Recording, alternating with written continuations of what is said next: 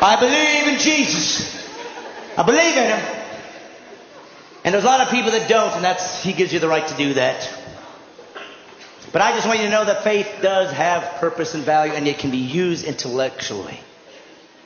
And people say, yes, what's the difference? You know, the Bible's just another book. No, first off, that's wrong. The Bible's not a book. The Bible's 66 books. 40 different people wrote it. Over 1,500 years. There's never been a book like that in history. Ever.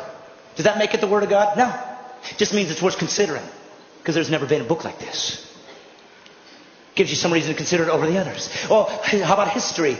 For hundreds of years, archaeology has used the Old Testament and New to find buildings, to find people, to find civilizations, to find kings that didn't exist or they didn't think they did. And suddenly the Bible said they're there and they dug it up and there it was. Does that make it the Word of God? No. It means it's historically accurate. Real people really existed and really wrote down what they saw. It's worth considering.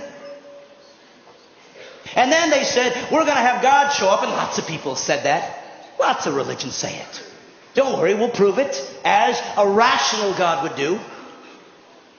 I will do prophecies. I will show that I'm not trapped in linear time, that I can see beyond where you are. I will give prophecies to tell you what the guy, when I show up, when God appears on earth to reveal Himself, I'll show you what He's going to look like.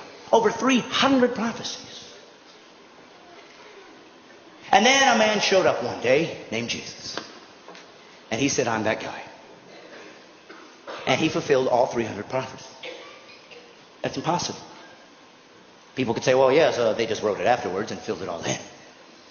But we know that the first Greek translation of the Old Testament was done 250 years before Jesus was born. So how could they possibly know that He'd be born in Bethlehem? How could they possibly know He was going to be crucified when crucifixion didn't even exist as a capital punishment yet? How could they know that He'd be betrayed for 30 pieces of silver 250 years before there was a Jesus? Does it make it the Word of God? No, but it's starting to get close.